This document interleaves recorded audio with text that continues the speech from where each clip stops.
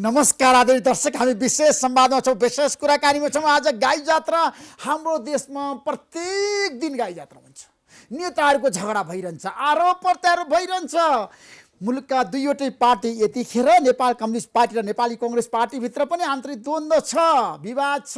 नेताहरू एक आपसमा लडिरहेका छन्, झगडा गरिरहेका छन्। त्यसैले आजको दिन हामी र विशेष संवादमा, विशेष कुराकानीमा, विशेष व्यक्तित्वका साथमा छौँ। तपाईहरु सबैलाई थाहा छ, गाई जात्रा विगतमा हलमा हुन्थ्यो, विभिन्न ठाउँमा हुन्थ्यो, खुला मासमा पनि हुन्थ्यो, जनताको बीचमा पनि गाई जात्रा हुन्थ्यो। तर यस पटक कोरोनाको संक्रमणको कारणले टेलिभिजनमा र रेडियोमा, सोसल मिडियामा मात्रै गाई जात्रा छ। आज हामीले प्राइम टाइम टेलिभिजनको विशेष संवादमा दुईजना सुपरिचित व्यक्तित्व, तपाईहरु सबैले चिनेको, जानेको र नारी पनि छामेको दुईजना व्यक्तित्वलाई हामीले बोलाएका छौँ। लोकप्रिय कवि हुनुहुन्छ लक्ष्मण गामामेजी, तपाईँलाई म कार्यक्रममा स्वागत गर्न चाहन्छु। धन्यवाद। र राजा राजेन्द्र पोखरेल, आराम हुनुहुन्छ? आराम। लक्ष्मण दाई, के छ हालखबर? एकदम एकदम ठिक छ। के छ? आज तपाईँले गाई जात्रालाई कसरी हेर्नु भएको छ? कसरी चाहिँ बिहानदेखि नै बसमा उत्रिरहनु भएको छ? अब तपाईँले भनिहाल्नुभयो होइन, 365 दिन नै गाई जात्रा छ भनेर। 365 दिनहरूमध्ये एक दिन आज, 364देखि बाहेकको आज एक दिन गाई जात्राको दिन। यो दिन चाहिँ हामी पनि अलिअलि यसो खुराक के छ यसपल्ट लक्ष्मण भनेर गामनागेको खुराक? हजुर, खुराक त अब सधैँ जस्तै विकृति र विसङ्गतिहरू छँदैछन् वरिपरि होइन। तिनै विषयहरूमाथि खुराक, व्यङ्ग्य, हास्य व्यङ्ग्य। त्यसो भए तपाईँ एउटा हास्य व्यङ्ग्यबाट सुरु गर्नुहोस्। हुन्छ, म चाहिँ अब कविता एकदम नै लेख्ने गर्छु। तपाईँको कविताले त धेरैको मन छुन्छ नि त। त्यसले गर्दा म कविता नै सुनाउँछु। कविता थोरै लेख्छु, तर तपाईँको प्राइम टेलिभिजनमा तपाईँसँग आज म पहिलोचोटि आइपुगेको छु। त्यस कारणले गर्दा यसलाई आज रमाइलो पुरानो भए पनि नयाँ कविता सम्झेर सुनिदिनु होला। नेपाल सरकारलाई सघाउनुहोस् भन्ने मेरो कविताको शीर्षक हो। अहिले सरकारलाई सघाउनुपर्छ। एकदम सघाउनु, हामी सबै भएर सघाउनुपर्छ। हामी सघाइरहेका छौँ। कसरी सघाउने त्यो चाहिँ म भन्छु होइन। आउनुहोस् आउनुहोस् आउनुहोस्, नेपाल सरकारलाई सघाउनुहोस्। कसरी सघाउने? छाप्रोमा पानी चुहिए भाँडो थाप्नुहोस्। हामीले यसरी सरकारलाई सघाउन थाल्नुपर्छ। छाप्रोमा पानी चुहिए भाँडो थाप्नुहोस्, जाडो भए गुन्द्रीमाथि गजरा खाप्नुहोस्। खबरदार आवाज ननिकालिकन दाँत किट्नुहोस्, गन्ध नफैलिने गरी ढिँडो फिट्नुहोस्। समृद्ध नेपाल बनाउनु छ, समृद्ध नेपाल बनाउनु छ, कृपया भनेको टेर्नुहोस्। 2 वर्षे बालक जस्तो सरकारको लङ्गौटी खुस्किएको नहेर्नुहोस्। 7 प्रदेशका 1700 जन्तीहरू, हाम्रा माननीय मन्त्रीहरू भर्खर भान्सामा पसेका छन्, पलेटी कसेर यसो बसेका छन्। उनीहरूले डकारेको सुनेर तपाईँ पनि अघाउनुहोस्। आउनुहोस् आउनुहोस् आउनुहोस्, नेपाल सरकारलाई सघाउनुहोस्। सडकका माझैमा खाल्डो देखिए पनि, पेटीमै पोखरी भेटिए पनि चिन्ता नगर्नुहोस्। चिन्ता नगर्नुहोस्, प्यान्ट सुर्किनुहोस्, सारी तान्नुहोस्, बुरुक्क उफ्रिएर लङजम पारी हान्नुहोस्। उफ्रिँदा खाल्डोमै पर्नुभयो भने अथवा ढलमै झर्नुभयो भने महानगरपालिकालाई गाली नगर्नुहोस्। महानगरपालिकालाई गाली नगर्नुहोस्, बरु त्यति नाथे खाल्डो पनि नाग्न नसकेकोमा आफ्नै पुरपुरमा मुड्कीले हान्नुहोस्। धार्मिक बन्नुहोस्, आध्यात्मिक बन्नुहोस्। आफू निस्किएर खाल्डोमा खसेका अरूलाई पनि तान्नुहोस्। आउनुहोस् आउनुहोस् आउनुहोस्, नेपाल सरकारलाई सघाउनुहोस्। हिँड्दा हिँड्दै कहिलेकाहीँ अचानक फुटपाथमा पसल कुल्चिन सक्छ, साउजीले सडकतिरै घुर्चिन सक्छ। कदाचित त्यही बेला मोटरले हिर्कायो भने, कतै हाड करङ मर्कायो भने गुरुजी सरी सरी भन्नुहोस्। धन्य बाँचे हे हरि हरि भन्नुहोस्।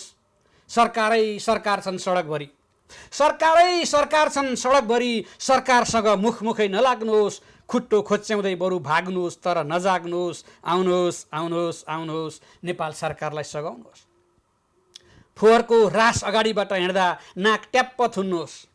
फोहोरको रास अगाडिबाट हिँड्दा नाक ट्याप्प थुन्नुहोस्, बरु सासै जाओस् तर वाक्क उक्क नगर्नुहोस्।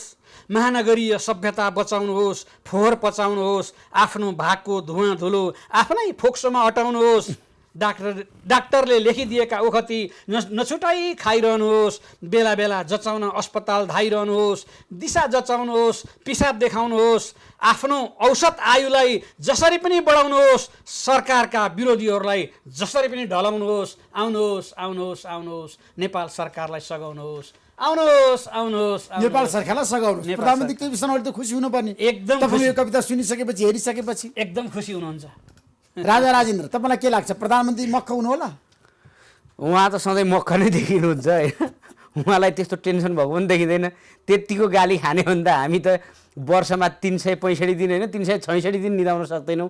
तर उहाँ मजाले निदाउनु भएको फ्रेसै देखिनुहुन्छ। आज पनि प्रधानमन्त्री बालुवाटारमा विज्ञहरूलाई बोलाएर भन्नुभयो हाम्रा पार्टीका नेताहरूले मलाई असहयोग गरे, सरकारलाई काम गर्न दिएन। म भनिरहेको छु कोरोना सङ्क्रमण रोक्नुपर्छ भनेर उहाँहरू केन्द्रीय समितिको बैठक बोलाउनुपर्छ, 450 मान्छेलाई भेला गर्नुपर्छ भनेर भन्नुहुन्छ। अब कसरी के गरौँ, यो राम्रो काम हो भनेर भन्दै हुनुहुन्थ्यो विज्ञहरू। त्यसको आशा के हो राजनीति? त्यसको आशय भनेको त्यो केन्द्रीय कमिटीले पनि सबैले मलाई जोगाउनु पर्छ भन्ने भएको भए कोरोना सर्दैन थियो होइन। हटाउनु पर्छ भन्छ भने त त्यो त खतरा भइगयो नि। किनभने केन्द्रीय समिति बैठक नै प्रधानमन्त्रीलाई हटाउनको लागि कमजोर बनाउनको लागि बोलाइएको। त्यस्तो हो र? तपाईँलाई के लाग्छ? नीति विधान होला नि त। आजभन्दा पत्रकारहरूले नि पो डिसिजन दिन थालेछ नि त। अनि तपाईँ त प्रधानमन्त्री केपी शर्मा ओलीसँग निकट व्यक्ति भएर मैले चाहिँ त्यस्तो भनेको यो प्रश्न कसरी भन्नुहोस्, म निकट हो तपाईँ हो निकट मान्छे त। तपाईँ त बालुवाटारभित्र छिरेर किचनसम्म पुग्ने मान्छे त तपाईँ हो नि। विश्वास गरेको मान्छे हो नि त। सिङ्गो देशले विश्वास गरेको मान्छे तपाईँभन्दा अरू को छ होला र? प्रधानमन्त्री केपी शर्मा ओलीको बारे क्यारिकेचर गर्नुहोस्, त्यहाँबाट सुरु गरौँ आजको गाई जात्रा। मलाई आश्चर्य लाग्दैन, अचम्म पनि लाग्दैन, उदेक पनि लाग्दैन। सामाजिक सञ्जालमा एउटा फोटो भाइरल गरेर रहेछ। मैले चाहिँ कपाकप फलफुल खाइराख्या, अर्का कार्यकारी अध्यक्ष चाहिँ ठुलो ठुलो हेरिराख्या। मान्छेले यसरी विश्लेषण गरे कि त्यो प्लेटमा चाहिँ अर्थ मन्त्रालय छ, गृह मन्त्रालय छ। मैले फलफुल खाएको होइन मन्त्रालय खाएको र प्रचण्डजीले मुख मिठ्याउँदै हेरेको जस्तो हिसाबले प्रस्तुत गरे। त्यो स्वाभाविक रूपमा हो पनि। प्रचण्डजी छेउमा बसेर हेरिरहनु पर्दा उहाँलाई बडो अप्ठ्यारो पनि भइसकेको छ, सकसक पनि भइसकेको छ, यो राम्रोसँग थाहा छ। तैपनि अब गणतन्त्र दिवसमा ऋषि धमरालाई घरमै बोलाएर इन्टरभ्यू दिने प्रचण्डजी। अब 50-50 गर्नुपर्छ भनेर भन्ने मान्छे उहाँ। अब ऋषि धमराले नि यो विषयमा सोधेपछि त सकिगयो नि। के भन्नुहुन्छ त्यो बेलामा? अरू के भन्नुभएको थियो तपाईँले? धेरै कुरा भन्नुभएको थियो। 2.5 वर्षपछि म प्रधानमन्त्री भन्नुभएको थियो, अहिले भइसक्यो। अब भन्न त धेरैले भन्छन् नि। त्यो एउटा सानो एउटा केटो थियो नि, के अर्जुन हो कि भीम भन्ने, अनुहार हेरेरै भविष्य बताइदिन्छु भन्थ्यो, अख्तियार प्रमुख बनाउने भएर गएछ। अब यो कसले के भन्यो भन्ने कुरामा धेरै चित्त नदुखाउँ। अनि तपाईँले धेरैको क्यारिकेचर गर्नुभएको छ होइन? तपाईँलाई मनपर्ने नेताको क्यारिकेचरमा चाहिँ एकदम खुराक दिने, कन्टेन्ट दिने, प्रत्येक वर्ष गाई जात्राको दिन सबभन्दा खुराक दिने त शेरबहादुर देवाज्यू। कसरी? भाइ बाबा जे कुरा पनि कसरी भने के कुरा सोध्नु छ भाइ? जे कुरा पनि मैले बताइदिनु पर्ने कसरी भनेर तपाईँ आफू एकचोटि सोच्न सक्नु भाइ? छ त तपाईँसँग दिमाग?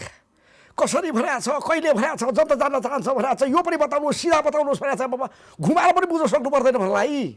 हामी भन्लाई यति घुमाएको छौँ, रामचन्द्र पौडेललाई घुमाएको छौँ, कहिले कहिले कृष्ण सिटौलालाई घुमाएको छौँ, कहिले गगन थापा घुमाएको छौँ। सब घुमाएर हुँदा केपी ओलीलाई सब घुमाइरहेका छौँ हामी। तपाईँ अलिकति दिमाग घुमाउनु सक्नुहुन्न। जहिले पनि सिधा सिधा भने 4 चोटि प्रधानमन्त्री भइसक्यो, फेरि 7 चोटि भनिसकेको छ। प्रधानमन्त्री हुने योगमा छ रे नि त। ज्योतिषले भनिसकेको छ। 7 पटक प्रधानमन्त्री हुने लेखेको छ रे नि तपाईँको। तपाईँ सक्नुहुन्छ, एकचोटि प्रधानमन्त्री बन्न सक्नुहुन्छ। मलाई लाज छ भने केही छैन, के खालको मान्छे। लक्ष्मणजी, गाई जात्रा तपाईँले जसरी मनाउनुहुन्थ्यो होइन, यसपटक तपाईँहरू आज टेलिभिजनमा होइन विभिन्न ठाउँमा सोसियल मिडियामा गाई जात्रा मनाइरहनु भएको छ। अब जनताको बिचमा त पुगेको छ सन्देश गाई जात्राको बारेमा, झन् धेरै बहस भयो। किनभने तपाईँले हलमा गाई जात्रा मनाउँदाखेरि, गाई जात्रा कार्यक्रम गर्दाखेरि कम प्रचार हुन्थ्यो, अहिले त धेरै प्रचार भइरहेछ। हिजोदेखि अस्तिदेखि टेलिभिजनमा व्यापक रूपमा बहस नै गाई जात्राकै भयो नि त यसपटक। किन तपाईँहरू हलमा जानु पर्थ्यो त्यतिखेर, अहिले चाहिँ तपाईँहरू टेलिभिजन आउनु पाउनुभयो होइन? कार्यक्रम देखाउनु जानु पर्थ्यो, त्यति तयारी पनि गर्नु पर्थ्यो। धेरै गाह्रो थियो, धेरै गाह्रो थियो। धेरै गाह्रो थियो। मैले हलमा हुन्थ्यौँ। मैले पोहोर तपाईँलाई खोज्दाखेरि तपाईँहरू हलमा हुनुहुन्थ्यो, तयारी गर्नु पऱ्यो 4-5 घन्टा त। धेरै गाह्रो, धेरै गाह्रो। बिहान 11 बजी गर्नु परेको थियो। यसपटकको गाई जात्राले के सन्देश थियो नेपाली समाजलाई? अब यो तपाईँले कुरा कोट्याएको कुरा चाहिँ कस्तो भने यो अहिलेको लकडाउनले दिएको एउटा फाइदा यो पनि हो क्या। होइन हल बुकिङ गर्नु परेन, टिकट बेच्नु परेन, कलाकार चाहिँ दुनियाँ भेला गर्नु परेन, खर्च गर्नु परेन, होइन स्पोन्सर खोज्नु परेन, केही गर्नु परेन, एकदम चाहिँ यसरी टेलिभिजनमा आएर उद्योगपति व्यापारीका जानु परेन, सन्देश गएको। कलाकारहरूले अलिकति आर्थिक आय आर्जन चाहिँ गर्न पाएनन् होला, त्यो चाहिँ एउटा पैसा कहाँ खर्च गरेर भनेर सोच्नु परेन, त्यो परेन होइन, त्यो ठिक हो। अब गाई जात्रा त अब सधैँ जस्तै आएको छ होइन। अब हामीहरू चाहिँ अब यो गाई जात्रा गर्नु नपरोस्, व्यङ्ग्य गर्नु नपरोस्, देश सुध्रियोस्, राम्रो होस् भन्ने कामना झन् चर्किँदै आएको, झन् बढी गर्नु परेको छ। यो हाम्रो लागि त राम्रा खुराकहरू आउँछन्, राम्रै हो, तर मुलुकका लागि चाहिँ यो राम्रो होइन। यसमा दाइ एउटा करेक्सन म थोरै राख्छु। 365 दिन नै गाई जात्रा हुन्छ भन्दाखेरि म चाहिँ मान्दिनँ दाइ। एक दिन गाई जात्रा हुन्छ, 364 दिन चाहिँ गोरु जात्रा हुन्छ। त्यो हेर्दा साँडे जात्रा हुन्छ होइन, त्यो चाहिँ अलिकति फरक हुन्छ। अनि अर्को चाहिँ यो वर्ष गाई जात्राले के सन्देश दियो भन्दाखेरि समाज चाहिँ एक हिसाबमा कोरोनाको त्रासमा बहस गरिरहेको थियो, मृत्युको कुरा गरिरहेको थियो होइन। मान्छे यति मरे त्यति मरे भनेर काउन्ट गरिरहेको थियो। अहिले चाहिँ हास्य व्यङ्ग्य कतिलाई चित्त बुझ्ला कतिलाई नबुझ्ला त्यो अर्को पाटो भयो, तर बहस चाहिँ कहाँ छ भन्दाखेरि रसिलो कुरा हँसिलो कुरामा बहस चलिरहेको छ। यो चाहिँ अहिलेको गाई जात्राको सबैभन्दा महत्त्वपूर्ण सन्देश हो। र अर्को चाहिँ अघिल्ला वर्ष हामीले हलमा गाई जात्रा गर्दा चाहिँ धेरै कलाकार एकै ठाउँमा भइन्थ्यो, 15 दिन जति चाहिँ इन्टरेक्सन हुन्थ्यो हाम्रो, त्यो आफैमा सेमिनार जस्तो एकअर्कासँग भेटघाट गर्ने, त्यो हाम्रो चाहिँ आत्मीयतालाई चाहिँ अझ बढी अभिवृद्धि गर्ने क्षण हुन्थ्यो। यसपटक चाहिँ छुट्टै गरियो, सुटिङ गरियो, हिँडियो, त्यसले गर्दा त्यो चाहिँ भएन। अनि अघिल्ला वर्षमा चाहिँ एउटै सो निरन्तर गर्नुपर्ने हुँदाखेरि त्यो 2.5 घन्टाभित्र अट्ने आर्टिस्ट मात्रै हुन्थ्यो भने यसपटक चाहिँ हाम्रो 7 × 40 भनेपछि 7 चौको 28 280 मिनटको कार्यक्रम प्रस्तुत गर्नुपर्ने हुँदा चाहिँ धेरै कलाकारहरू पनि समेटिने अवसर पनि भयो। यो पनि अर्को एउटा पाटो रह्यो। लक्ष्मणजी, अब तपाईँले धेरै कविता लेख्नु भएको छ होइन, तपाईँ त जनप्रिय कवि भन्छु म, किन जनताको एजेन्डामा तपाईँ एकदम कवितामा माहिर हुनुहुन्छ है। जनताको पीडा समस्या तपाईँले बुझ्नु भएको छ, एउटा कविमा हुने हृदय तपाईँमा छ, नत्र भने आलु र मुलामा को पुग्थ्यो होइन। ठ्याक्कै अर्को कविता भन्नुहोस् एकदम जनप्रिय। अब है तपाईँले अघि 2टा पार्टी 3टा पार्टी भन्नुभयो, अहिले त एउटै पार्टीभित्र 4-5वटा पार्टीहरू छन् होइन। पार्टी भन्दा पनि पार्टी भएर बसेका छन् होइन।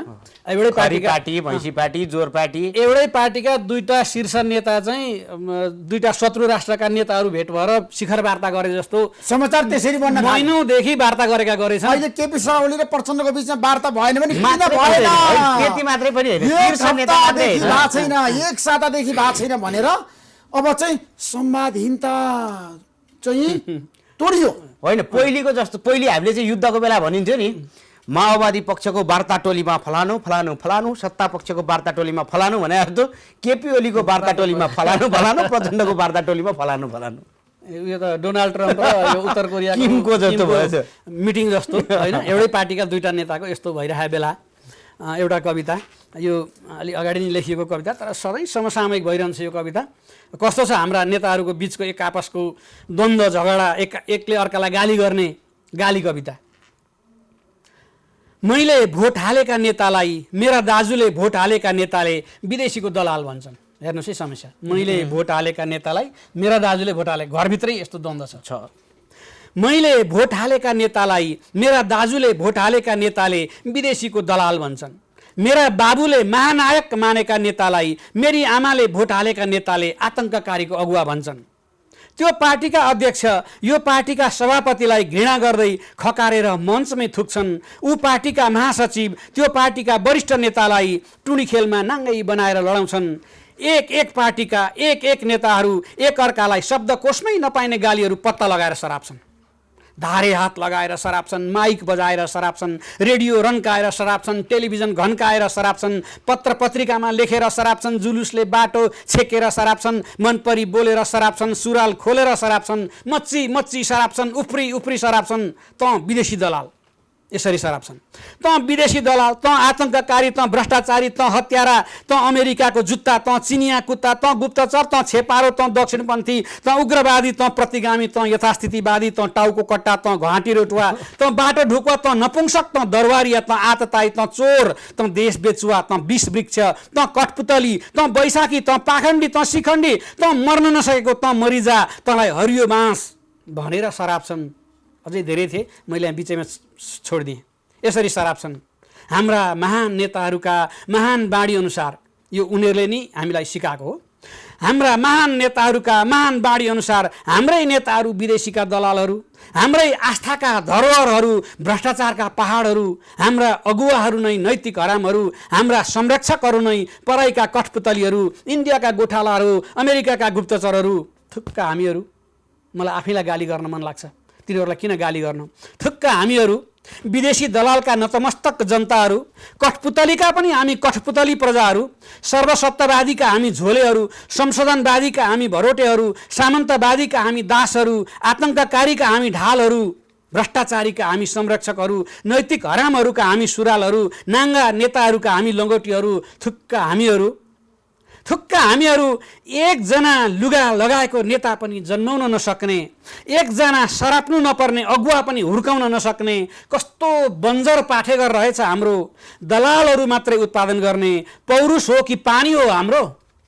वाह वाह वाह वाह, लक्ष्मण कडा कडा, छिटो आयो, कवितामा कडा आयो। त तपाईँले चमत्कारै गर्नु है। राजा राजेन्द्र, हजुर, तपाईँले धेरै नेताहरूलाई भन्नुहुन्छ, आक्रमण गर्नुहुन्छ, गाली गर्नुहुन्छ, प्रशंसा गर्नुहुन्छ। नेताहरू कहाँ चुके हाम्रा देशका? नेताहरू सामान्यतया हामीले किन राजनीति गरेको भन्ने कुरा बुझ्नमै चुके नेताहरू। अहिले पनि तपाईँ हेर्नुहुन्छ भने राजनीति पार्टी बनाउन गर्नुभएको हो कि देश बनाउन गर्नुभएको हो?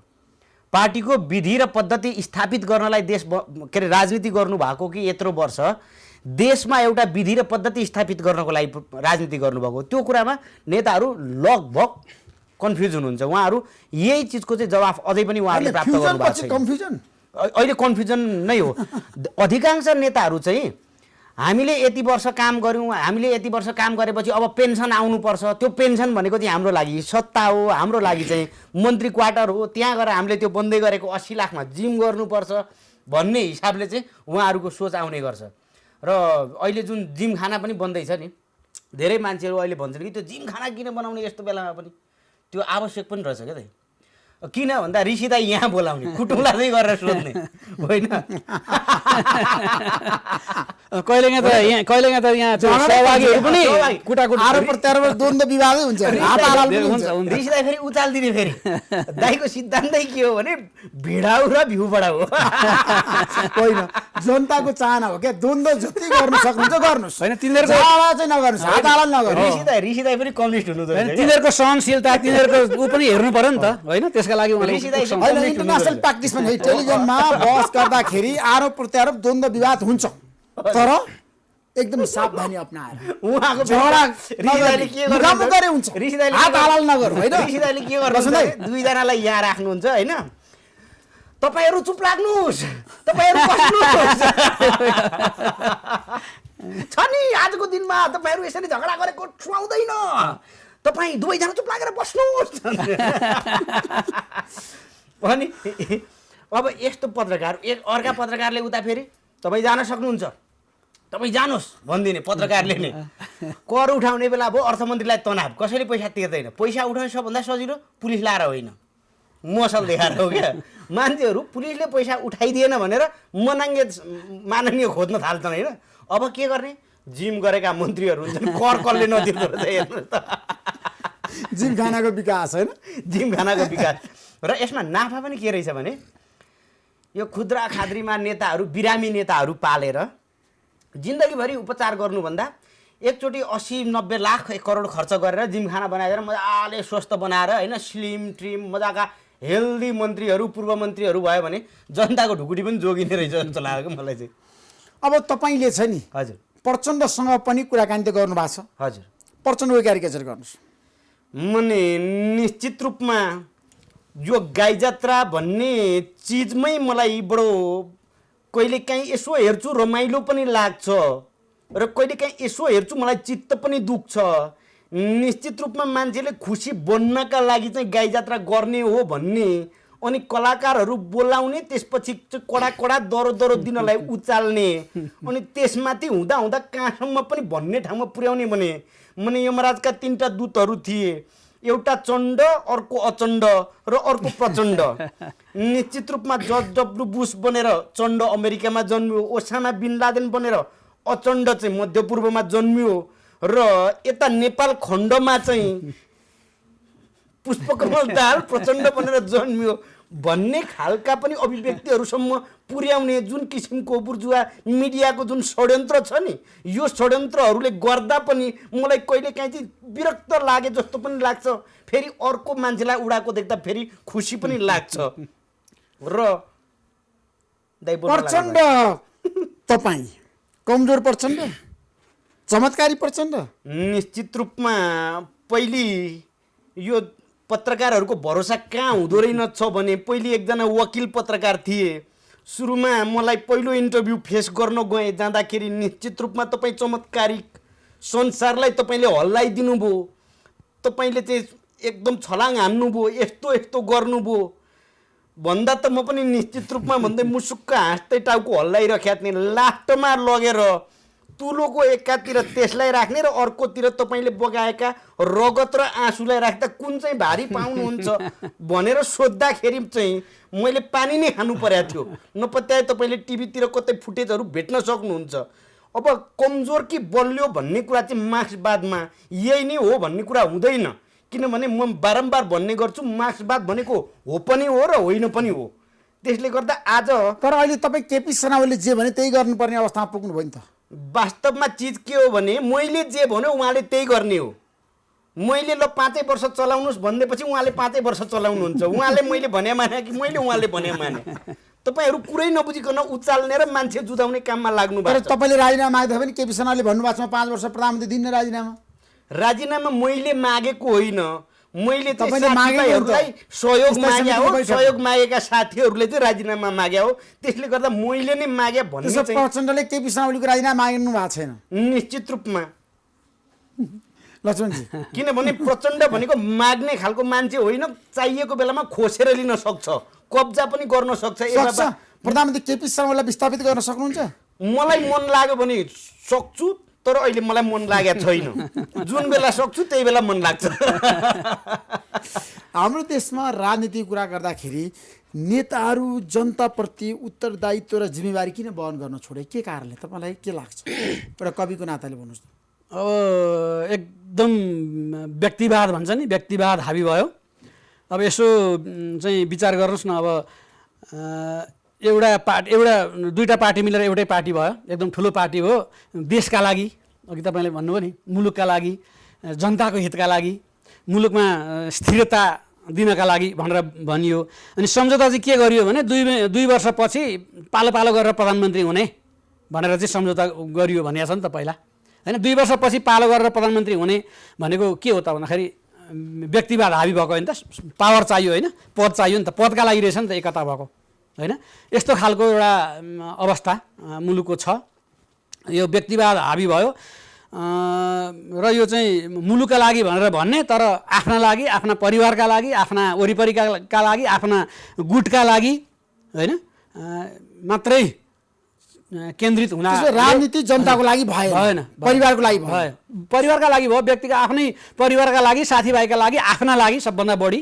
अब तपाईँ अर्को कविता गाउनुहोस्, देश र जनतामा समर्पित, एकदम राष्ट्रियताप्रति मात्रै एउटा यस्तो सो हो अटुल गर्ने गरी, चट्टान जस्तो गरी। हस्, अब यो अघिकै प्रसङ्ग मिल्छ क्या। हामीहरू चाहिँ अब तपाईँले भन्नुहुन्छ देशका लागि नेताहरूले किन गरेनन्, हामीले आजदेखि पर्खेको हो र? धेरै वर्ष भयो नि त। 7 सालमा प्रजातन्त्र आयो भने 46 सालमा अर्को प्रजातन्त्र आयो, अलि पछि फेरि गणतन्त्र आयो। हरेक पटक हामीहरू चाहिँ आश गऱ्यौँ, विश्वास गऱ्यौँ, पत्यायौँ, होइन? तर अवस्था जस्ताको तस्तै छ। अहिले 2 तिहाई आउँदाखेरि पनि अहिले पनि राजनीतिक स्थिरता भएन, होइन? 5 वर्ष सरकार अहिले पनि चलेन। त्यसले गर्दा मैले यो मेरो कविता जहिले पनि चाहिँ समसामयिक छ। मेरो कविताको शीर्षक हो पत्याउँदा पत्याउँदै भन्ने। यिनीहरूले हामीलाई हाम्रो दुर्गतिको कारण पञ्चायती व्यवस्था हो भने, त्यो बेला त्यसो भने नि त, यिनीहरूले हामीलाई हाम्रो दुर्गतिको कारण पञ्चायती व्यवस्था हो भने हामीले पत्यायौँ र पञ्चायतलाई ढाल्यौँ।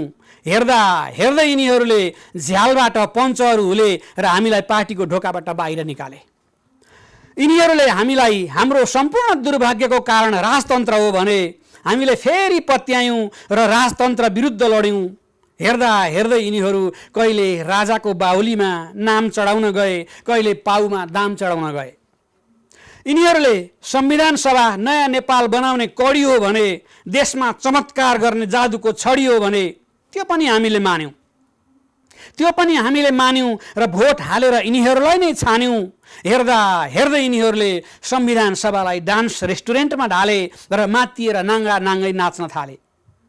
यिनीहरूले हामीलाई धर्म भनेको अफिम हो भनेर पढाए। यिनीहरूले हामीलाई धर्म भनेको अफिम हो भनेर पढाए। हामीले पत्यायौँ र मन्दिरहरू भत्कायौँ, पुरेतहरूका जनै चुडाल्यौँ र झाँक्रीका ढ्याङ्ग्राहरू फुटायौँ, ज्योतिषीहरूका ढुँडा फुकाल्यौँ र पुजारीहरूका लङ्गौटी उतार्यौँ। हेर्दा हेर्दै हामीलाई मन्त्रदान गर्ने यी गुरुहरू हनुमान चालिसा पाठ गरेर मन्त्री हुने जपना गर्न थाले। मसान बाबाहरूका खुट्टाको पानी अचाएर शक्ति हत्याउने सपना देख्न थाले। हुँदा हुँदा यिनीहरू सत्ता आरोहणको लालसामा भैँसीको पूजा गर्न थाले। भैँसीको यिनीहरूले हामीलाई फिल्मले विकृति ल्याउँछ भन्दै सिनेमा हलमा आगो जोस्न लगाएका थिए नि कुनै बेला। यिनीहरूले हामीलाई फिल्मले विकृति ल्याउँछ भन्दै सिनेमा हलमा आगो जोस्न लगाए। हामीले झोसेको आगो ननिप्दै यिनीहरू त राम्रा राम्रा फिलोइनहरू छानेर फिला जोडेर नाच्न पो थाले। रेखा थापासँग प्रचण्ड नाच्नु हो व्यापक। हाम्रो सिङ्गो जीवनलाई नरकतिर धकेलेर यिनीहरूले स्वर्ग भोगे। नेपाल आमालाई ब्रह्मनालमा सुताएर बाकसको चाबी खोसे र राष्ट्रिय ढुकुटी लुटे। हामीलाई थाङ्नामा सुताए यिनीहरूले र पिसाब फेरे हाम्रा सपनाहरूमाथि। यसरी यिनीहरूले बारम्बार हामीलाई लत्याए। हामीले यिनीहरूलाई बारम्बार पत्यायौँ। यिनीहरूलाई पत्याउँदा पत्याउँदै हाम्रा बराजुहरू भोकै मरे। बाजे बजैहरू नाङ्गै मरे। यिनीहरूको आश गर्दा गर्दै हाम्रा बाबु आमाहरू रोगले थला परे। यिनै नेताहरूको अकर्मण्यताले हाम्रा कति भाइहरू विदेशी भूमिमा बन्धक भएर रोइरहेका भेटिए। कति जिउँदै गाडिए, कतिका घाँटी रेटिए। कति हाम्रा छोरी चेलीहरू उतै बलात्कृत भए, कति मारिए। कति छोराहरूले घरको छाना टाल्न किडनी काटेर बेचे। कति आमाहरूले भोकको ज्वाला सहन नसकेर नाबालक छोराछोरीसहित खोलामा हाम फालेर आत्महत्या गरे। जति वर्ष यिनीहरूको पुच्छर ढुङ्ग्रामा हाले पनि सधैँ बाङ्गाको बाङ्गै भयो। जति लुगा लगाइदिन खोजे पनि यिनीहरूको नियत नाङ्गाको नाङ्गै भयो। अब त डर लाग्न थालेको छ। यिनीहरूलाई पत्याउँदा पत्याउँदै कुन दिन कुन चाहिँ छिमेकीले हाम्रो थात थलो नै कप्लक्क खाने हो र यिनीहरूसहित हामी सबैलाई दास बनाएर दाम्लोले बाँधेर लाने हो। वाह वाह, कविता राम्रो छ है। समसामयिक एउटा प्यारोडी शब्द एकदम। 7 सालदेखि चाँचरी 70 सालसम्म, 7 सालदेखि चाँचरी 77 सालसम्म, पिलेन गाडी चाँचरी जस्ता र पालसम्म, वाइट बडीको सिट खाइयो अहिले त कोरोनाको किट। हाम्रो बाजेले भनेको महामारीमा जसले कालो बजारी गर्छ त्यसलाई 5 जना बसिकन छिनाल्दिनु। तर भयो कालो बजारीहरूको सलवलाएर देशमा तसनस पारे आर्थिक रूपमा। सुन्नु न भन्दैछु, हजुरबाको त्यो खालको नीति बाढी खाने नातिको राजनीति। हजुरबाको त्यो खालको नीति बाढी खाने नातिको राजनीति। 10 अर्बले 10 जना मोटाए, हिसाब खोज्दा भाटाले ठोटाए। हामी यस्तै त हो नि। सुशील भट्टलाई नियुक्त गरे नि अहिले, सिइओ बनाइयो नि लगानी बोर्डमा। थाहा होला नि त। अब यो सबै चिज आजभोलि म चाहिँ सोच्न छोडेको छु, सबै चिज बुझ्न छोडेको छु। अप्ठ्यारो क्वेसन नसोधिदिनु होला दाइ। कति मान्छे चिन्न पनि छोड्यो है, मान्छे चिन्नै छोड्यो, कतिजनालाई छोड्यो। बिचौलालाई चाहिँ सिइओ बनाइयो लगानी बोर्डको। अब यसमा के हो भने मैले बारम्बार भन्ने कुरा के हो भने चक्रव्यूह छ, त्यो चक्रव्यूह तोड्न जसले सक्दैन त्यो गयो। मैले ऋषि दाइलाई पनि भनेको छु, तपाईँको नामै सम्झेर होइन। हिम्मत हारेर जङ्गल पस्छन् ऋषिमुनिहरू, गुणले मारेर मर्दैनन् बैगुनीहरू, भैँसीले पाडो पाओस् कि पाडी पाओस् फरक पर्दैन भतुवालाई, जो सत्तामा आए पनि वरिपरि पुग्छन् शकुनीहरू। र खास चाहिँ शकुनीहरूले चलाएको देश हो यो। बिचौलियाहरू सिंहदरबार जो पनि छिर्दछन्, आखिरीमा बिचौलियाले लुटपाट गर्दछन्। सिंहदरबार जो पनि छिर्दछन्, आखिरीमा बिचौलियाले लुटपाट गर्दछन्। होइन, बिचौलियाले त देशलाई तसनस पारिसक्यो, नलुटिसक्यो क्या, यति लुट्या छ। अहिले त लुट्न सके कान्छा लुट भन्ने, कान्छाले मात्रै होइन जेठा माइला साइलाले पनि लुटिरहेको छ। यो चिजलाई रोक्नको लागि चाहिँ सिस्टमलाई एक लेभलको चाहिँ बलियो बनाउन जरुरी छ। अहिले हाम्रो कस्तो भइदियो भने हामीले आम रूपमा हाम्रो चाहिँ चेतनाले के भन्दो रहेछ भने जो प्रतिपक्षमा छ त्यो मनपर्छ क्या हामीलाई। केपी ओली प्रतिपक्षमा हुन्जेलसम्म वाह यस्तो नेता, अल्पमतको नेता हुँदाखेरि, अल्पमतको प्रधानमन्त्री भएको बेलामा अविश्वासको प्रस्ताव ल्याउँदाखेरि मान्छे आइएम विथ केपी ओली भन्यो होइन। जब बहुमतको चाहिँ पावर लिएर केपी ओली सरकारमा आइपुगे त्यसपछि मान्छे आइएम विथ ज्ञानेन्द्र साई भन्न थाल्यो होइन। हाम्रो चाहिँ अधिकांश समय अब योगेश भट्टराईलाई प्रधानमन्त्री नबनाउन्जेलसम्म योगेश भट्टराई जस्तो युवालाई प्रधानमन्त्री नबनाएर के गर्न खोज्या केपी ओलीले भन्यो, फेरि योगेश भट्टराई प्रधानमन्त्री बनाएपछि योगेश भट्टराई नि केही रहेन रहेछ।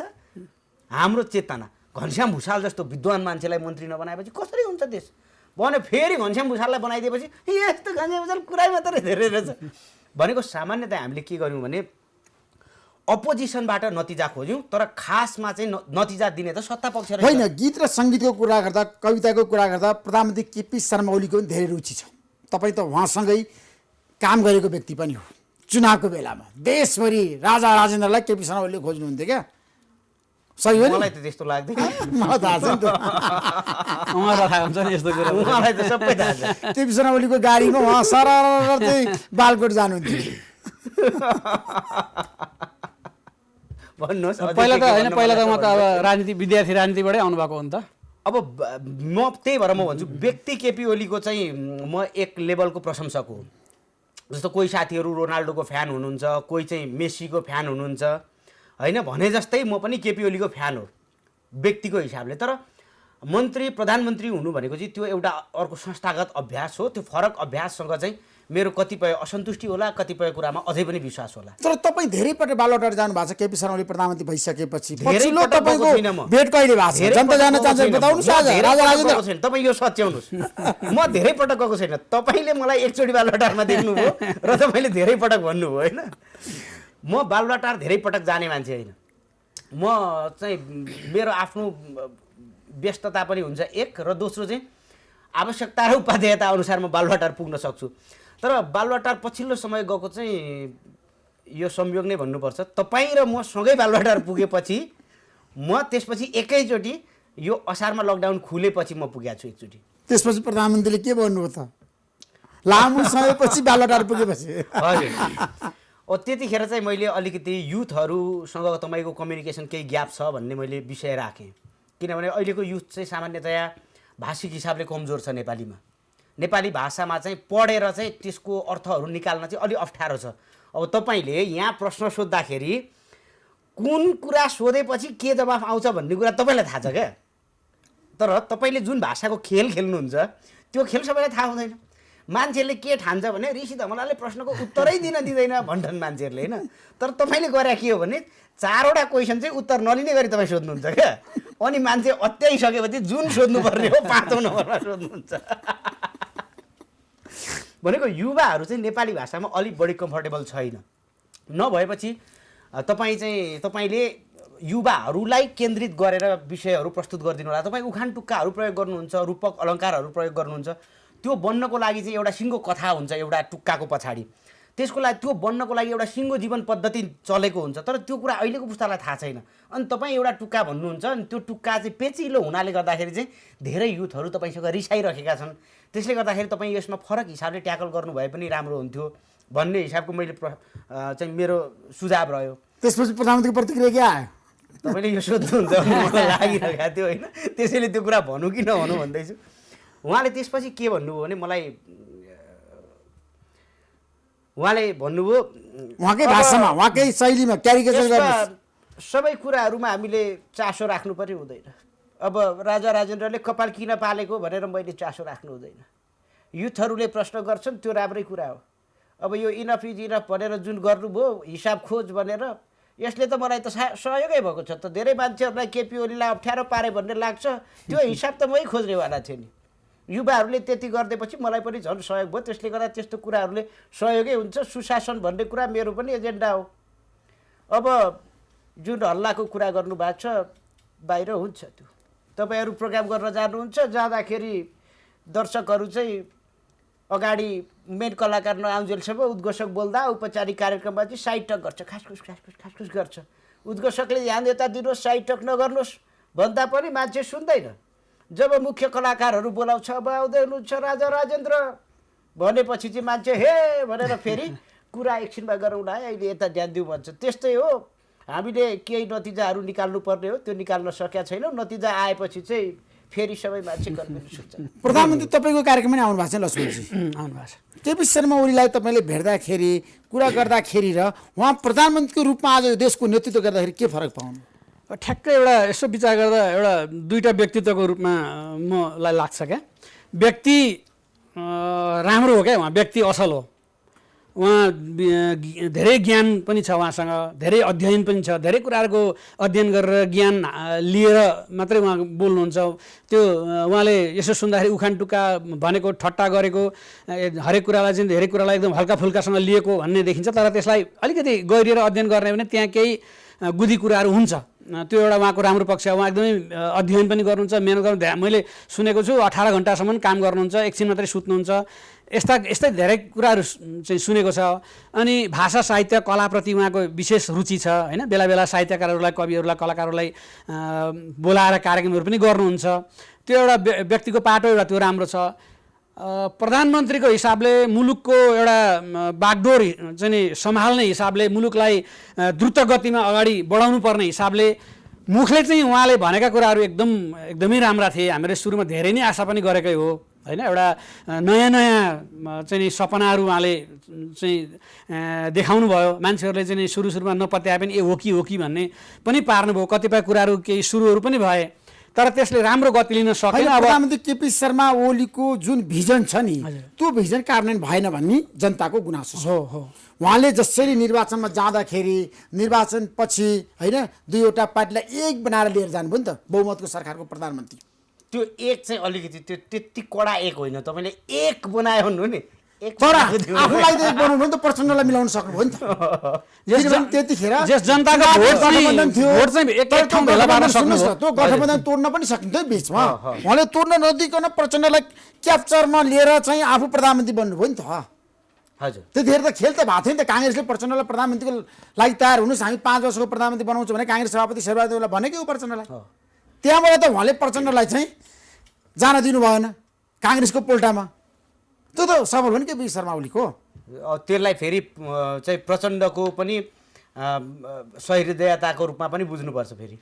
तर प्रचण्डको अहिले असन्तुष्टि छ उहाँहरूको बिचमा। उहाँले भन्नुभयो अघि कि त किम र ट्रम्पको जस्तो वार्ता हुन थाल्यो बालुवाटारमा। यस्तो एकदमै नहुनु पर्ने, हामी एकदम अनपेक्षित कुरा भइरहेछ। हामीहरूले यस्तो आशा गरेका थिएनौँ कि एकतिर झलनाथ खनाल, अर्कोतिर सुभाष चन्द्रमाङ बसेर मध्यस्थ चाहिँ राखेर वार्ता गर्नुपर्ने अवस्था आयो। कोरियाको नेतालाई डोनाल्ड ट्रम्पले लिएर गएर उतापट्टि चाइना र त्यहाँ सिङ्गापुरमा भएको थियो। त्यस्तो भयो। यहाँ बालुवाटारमा टार उता पुर यता टारमा पुर र टार भइरहेछ होइन। यो फेरि टाटारमा होइन, आजको एउटा निष्कर्ष चाहिँ मलाई मन पर्यो राजा राजेन्द्र लक्ष्मणजीको। किम र ट्रम्पको जस्तो वार्ता बालुवाटारमा हुन लाग्यो क्या। एकदम राम्रो कुरा एकदमै भइरहेछ। यो एकदमै एउटा असाध्यै चित्त नबुझ्ने कुरा होइन। एउटै पार्टी हो, एउटै पार्टीका दुईटा अध्यक्ष छन्। भन्नुहोस् न, उहाँहरूले को भनाइ के थियो भने दुईटा पाइलट भएर हामीहरू चाहिँ जहाज उडाइरहेछौँ भन्नुहुन्छ।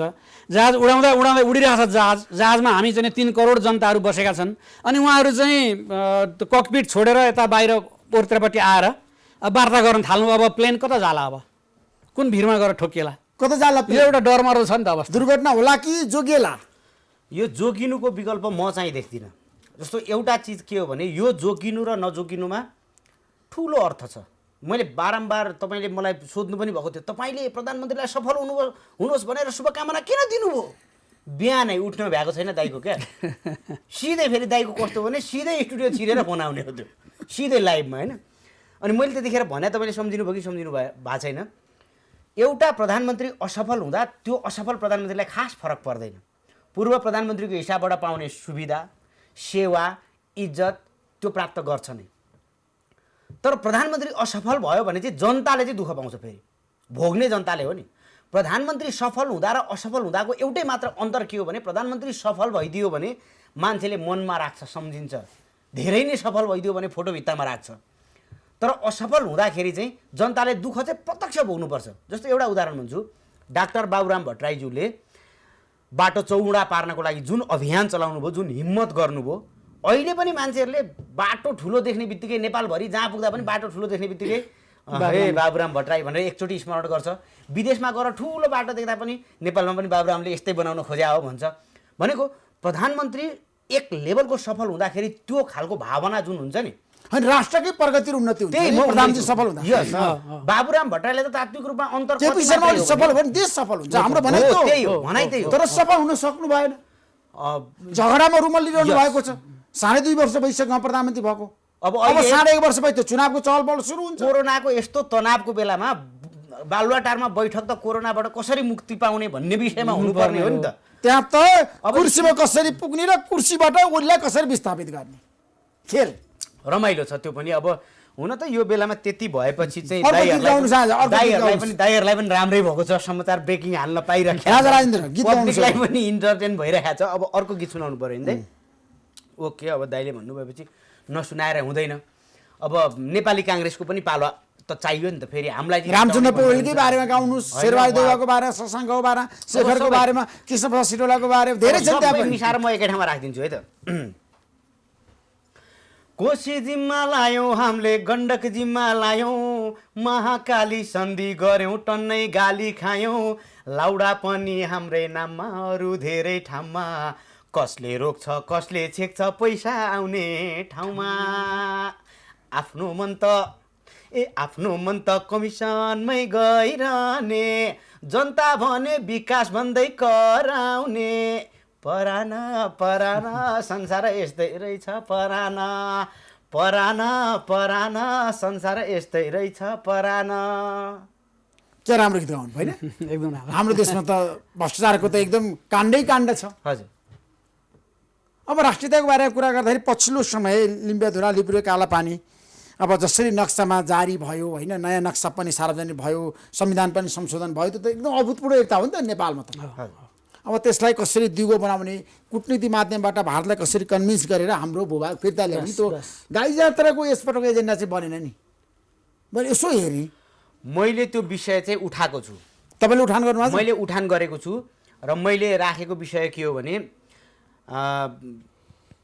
धेरै कचल्टियो मुद्दा अब त पार लाउने बेला भयो धेरै कचल्टियो मुद्दा अब त पार लाउने बेला भयो सिमानामा छिर्नै नसकिने तार बार लगाउने बेला भयो हामी उङ्न थाल्यौँ र गिद्धले आँखा फैलाउन थाल्यो कहाँ छ बलभद्रको तरबार फेरि धार लाउने बेला भयो मैले यो विषय उठान गरेको छु र लिपुलेखको सवालमा पनि लिपुलेख लिम्पियाधुरा र कालापानी फेरि नेपाली फिताले नापिनेछन् इतिहासका पुस्तकमा फेरि नेपालीका वीरताका गाथा छापिनेछन् फिर्ता लैजाऊ तिम्रा विस्तारवादी बुटहरू नत्र बुटसँगै बुटभित्रका खुट्टा पनि काटिनेछन् अब अर्को एउटा कविता वाचन गर्नुहोस् लोकप्रिय समय कस्तो केपी शर्मा ओलीकै बारेमा छकै प्रधानमन्त्री बारेमा त्यस्तो त छैन होइन अब समग्रकै अब सबैकै बारेमा एउटा छोटो कविता छोटो कविता हाम्रो टाइम पनि अब एकदम अब हामी निष्कर्ष आइपुगेका छौँ अब अघि हामीले धेरै कुरा गऱ्यौँ त एकताका कुरा गऱ्यौँ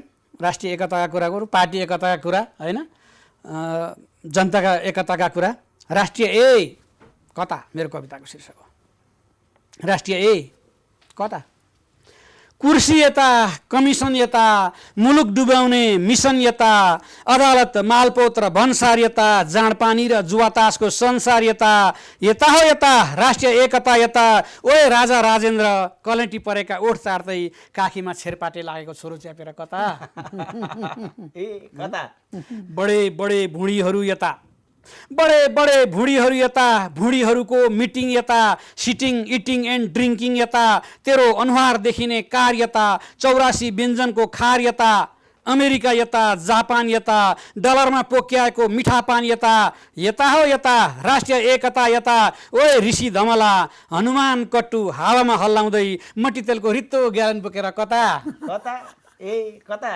राम यता, विभीषण यता, राम यता, विभीषण यता, मान अलङ्कार र विभूषण यता, दरबार यता, तरवार यता, भ्रष्ट शिरोमणिहरूको घरबार यता, पुरानो सत्ता यता, नयाँ सत्ता यता, दुवै सत्ताको साझा तलब भत्ता यता, झन्डा यता, डन्डा यता, सुन चाँदीका अन्डा यता, यता हो यता, राष्ट्रिय एकता यता, ओए लक्ष्मण गाम नागे, पञ्चरङ्गी जुगामा ताउ लगाउँदै सुकेनास लागेकी स्वास्नीको हात समातेर कता, कता अब तपाईँ राजा राजेन्द्र आज पूर्व राजा ज्ञानेन्द्रको क्यारिकेचर गर्नुहोस्।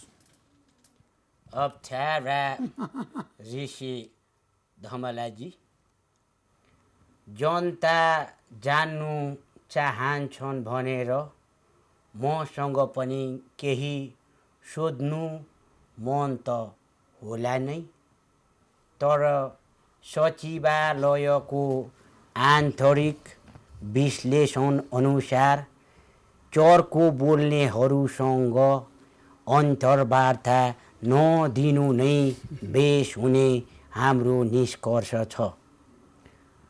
त्यसै हुनाले धेरैलाई लागेको थियो घाम नागेजीले त कविता पनि सुनाउनु नै भएको हो, अहिले पनि विकास त भएन। मान्छेहरू फेरि मलाई नै बोलाउँछन् भने नआउने भन्ने कुरा पनि छैन, तर जे हुन्छ जनताले नै गर्छ। हामी त जनताको आदेश मानेरै छोडेका छौँ, जनताले आदेश दियो भने मात्रै फर्किन्छौँ। जय नेपाल। राम्रो क्यारिकेचर गर्नु, एकदमै राम्रो। उहाँको एउटा अब त्यो तुरुन्तै सोचेर होइन कुनै पनि विषयलाई प्रश्न गर्ने बित्तिकै त्यसलाई जोडेर त्यसरी व्यङ्ग्य गर्न सक्ने एकदमै राम्रो। यो थोरै मान्छेमा हुन्छ, धेरै मान्छेमा हुँदैन। एकदमै राम्रो। अब हामीले गीत सङ्गीतको कुरा गऱ्यौँ, कविताको कुरा गऱ्यौँ, गाई यात्राको कुरा अब गीत सङ्गीतको बाँकी छ दाइ। एकदम दाइ एकचोटि त्यो मुटुमाथि ढुङ्गा आयो भने एकचोटि गीत दाइ। दाइ प्लिज दाइ, गाई यात्रा हो होइन? गाई यात्रा हो दाइ होइन? ओके, म ऋषि दाइको आवाजमा गाइदिन्छु। मुटुमाथि ढुङ्गा राखी हाँस्नु पर्या छ, मुटुमाथि ढुङ्गा राखी हाँस्नु पर्या छ। अर्को ठाउँमा दाइले फेरि के भन्नुभएको छ इन्टरभ्यूमा, छ नि यो गीत सङ्गीतको बारेमा मलाई त्यति ज्ञान छैन, मलाई एक ठाउँमा गीत गाउनुहोस् भन्नुभयो, मैले गाएँ, ढुङ्गामाथि मुटु राखी। दाइ पनि गीत सङ्गीतमा चाहिँ दाइ गजब थियो है त्यो। तर जे छ रमाइलो छ क्या ऋषि दाइसँग चाहिँ आउँदाखेरि। ऋषि दाइको चाहिँ कार्यक्रम हेर्नेलाई पनि मजा छ, हामी आउनेलाई पनि मजा छ। होइन, कार्यक्रममा त्यो किसिमको रौनकता चाहिन्छ। फेरि दर्शकले किन हेर्ने त? जस्तो लक्ष्मण दाइको किन सुन्ने त कविता, एकदम विशेष मजा छ नि, अलिक फरक कन्टेन्ट छ, शैली छ, प्रस्तुति छ, होइन, गाली छ, गाली छ। ऋषि दाइ यस्तो हुनुभएको चाहिँ खासमा कम्युनिस्ट पार्टीको नेताहरूले बनाएको रहेछ क्या उहाँलाई। ऋषि दाइले गएर प्रश्न सोध्ने, यो विषयमा के भन्नुहुन्छ भन्दाखेरि, ब्रह्माण्डको उत्पत्तिदेखि साथीहरू हामीले विश्लेषण गरेर अगाडि बढ्दा काल मार्क्सले गर्नुभएको द्वन्द्वात्मक भौतिकवादी व्याख्या भन्न थालेपछि उहाँलाई हैरान भएपछि सिधा बताउनु। आज दुवैजनाले जाँदा जाँदै एउटा राम्रो गीत गाएर कार्यक्रमबाट बिट मारौँ। दुवैजनाले गाउँ, दुवैजनाले, तपाईँले पनि मैले पनि, तिनैजनाले। तपाईँ सुरु गर्नुहोस्, हामी ताली बजाउँछौँ। ओके, एकदम रोचक घोचक रमाइलो उत्कृष्ट। रोचक घोचक भन्दा पनि सबैले गाउँदा एउटा राष्ट्रिय भावना बोकेको गीत गाउनु, सबैले थाहा पाएको गाउनु एकदम। बनेको छ पहराले यो छाती मेरो, बगेको छ छहरा रगतमा मेरो, पखेरुमा जन्मे टाकुरामा खेल्ने, म झुक्दै नझुक्ने नेपालको छोरो, म झुक्दै नझुक्ने नेपालको छोरो।